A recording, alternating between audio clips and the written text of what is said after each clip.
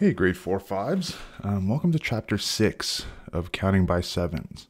Now, a quick reminder, in chapter 5, I know it was a while ago before we read it, but if you remember, we were learning a little bit about Del Duke, the counselor. And we learned kind of where he came from and how he got to eventually become a counselor. And one of the main things they focused on in that chapter was his organization system, right? Where he had the 4 categories. It was the lone wolves, the misfits, the weirdos, and the oddballs, which worked for him, right? Until Willow showed up. And apparently she broke his system. So in chapter 6 here, we're going to find out what happened. Now, you can either listen to me read, or if you want to challenge yourself, you can mute the sound to this video and read it yourself. I think I'm a pretty slow reader when I read to class. So you might move a little faster than the video moves, but that's okay. You can just skip along and keep up with the pages that way. After the video is done, I'll have some questions just down below, right below the video, that you can answer as well. All right? Chapter 6. I sat in the airless office/trailer and stared at Mr. Del Duke, sorry. His head was very round. Most human heads are not round. Very, very few, in fact, have any real spherical quality. But this chubby, bearded man with bushy eyebrows and sneaky eyes was the exception. He had thick, curly hair and ruddy skin, and it looked to me as if he was at least of partial Mediterranean origin. The Mediterranean is it's like Greece and Turkey and in that area. I was very interested in the diet of those countries. The combination of olive oil, hearty vegetables, and cheese that comes from goat's milk mixed with decent servings of fish and meat had been shown in numerous studies to promote longevity. But Mr. Del Duke did not look so healthy. In my opinion, he wasn't getting enough exercise. I saw that he had a substantial belly under his loose-fitting shirt.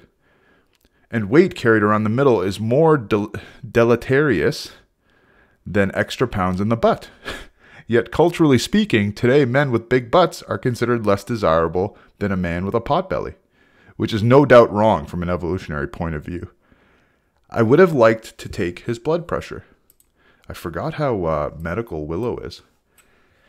He started by saying that he didn't want to discuss my test scores, but that's all he talked about. For a long time, I didn't say a single word, and that made him talk more.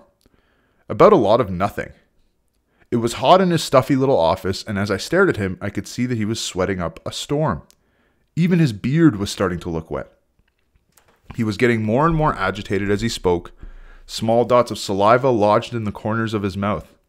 They were foamy and white. Mr. Del Duke had a large jar of jelly beans on his desk. He didn't offer me any. I don't eat candy, but I was fairly certain he did. I guessed that he had the jelly beans to make it look like he was offering kids a treat, but in actuality, he never did and went on his own jelly bean eating binges. I considered calculating how many were in the glass container.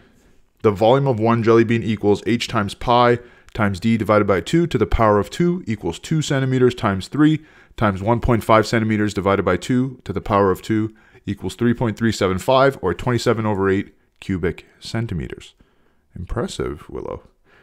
But jelly beans aren't really perfect cylinders. They are irregular, so this formula was not accurate. It would have been more fun for me to try to count them by sevens.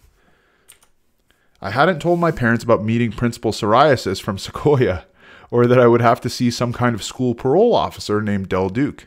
I'm not sure why. It had been their idea to move schools, and I wanted them to think things were going well, or as well as possible. So I was now officially duplicitous. Duplicitous? It didn't feel good. The middle school years were supposed to be, according to the literature, about an emotional separation from parents. I figured lying was laying a good groundwork for that. But it was as if I'd eaten something that was giving me indigestion. So indigestion is like when your stomach hurts. So her stomach's hurting, and she's not quite sure why. And that burning sensation extended beyond my stomach and moved upward where it lodged in my neck, right where I swallowed. My parents didn't know any of my test-taking drama at Sequoia because I destroyed the evidence. I erased the message from the school that was on our home phone voicemail. My parents always forgot to check it, so that wasn't a big deal. But what was more deceitful is that I hacked into my mom's email and answered the principal's note about going to see a district counselor. So I would just have to put up with this stomach queasiness because I deserved it. The round-head counselor warden finally stopped talking. He was worn out. He folded his short arms defensively over his ball of a belly, and then after more sweaty silence on both of our parts, he had an actual idea. I'm going to say a word, and then you say the first word that comes into your head. I'm not saying the word is a question, it's something else. Let's try to do this very quickly. He sucked in a lot of air and added, think of it as a game. Del Duke didn't know that my experience in this arena was very limited, but I found myself to be shockingly competitive. For the first time since I stepped into the room, I felt mild enthusiasm. He wanted to play a word game. I was certain that I could beat him in chess in fewer than 6 moves. But I've only played against a computer, and not often, because chess is one of those things that can become obsessive. I know. I once played for 20 hours straight and experienced signs of mild psychosis. Mr. Del Duke leaned forward in his chair and dramatically said, "Chocolate?" I was interested in the benefits of the chocolate and I said, "Antioxidant." He then tapped his foot like he was accelerating a car and said, "Piano." I said, "Concerto." The day before, I'd heard a kid at school shout to a group of boys in the hall, "Game on!"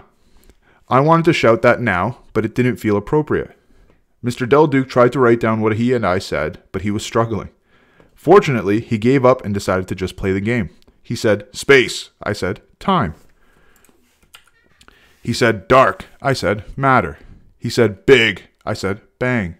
He said, "Car." I said, "Topography." Topography. He said, "Mouse." I said, "Wireless." He said, "White." I said, "Corpuscle." He said, single.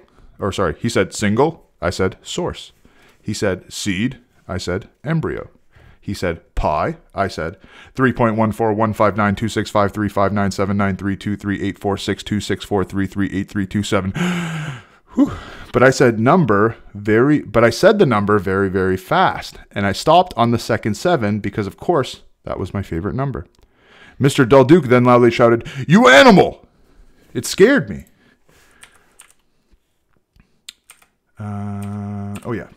I don't like loud things. I was silent for a long time, but then finally managed to find my voice. I said, "Lemur." And then his eyes grew sort of dazed for an instant, and he mumbled, "Female lemurs are in charge of the troop." This was an accurate statement. If there is conflict in the group, the female lemurs are the ones who fight it out. Because of this, the female leader gets the best food and the preferred sleeping area. I now looked at him hard.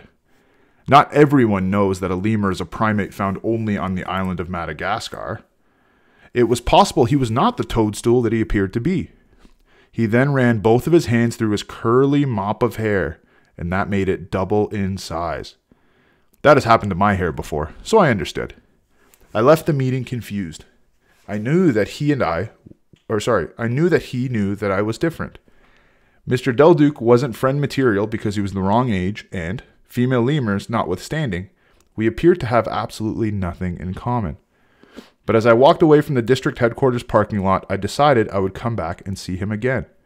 Mr. Del Duke was testing me, but not in the way he thought. I believed he somehow needed me. I liked the feeling. That night at the dinner table, my mom and dad asked me how it was going at Sequoia. I said, "The experience is evolving." My parents both smiled, but their eyes were still anxious. My mom's voice was tighter than usual as she said, "Is there anyone special who you've enjoyed meeting?"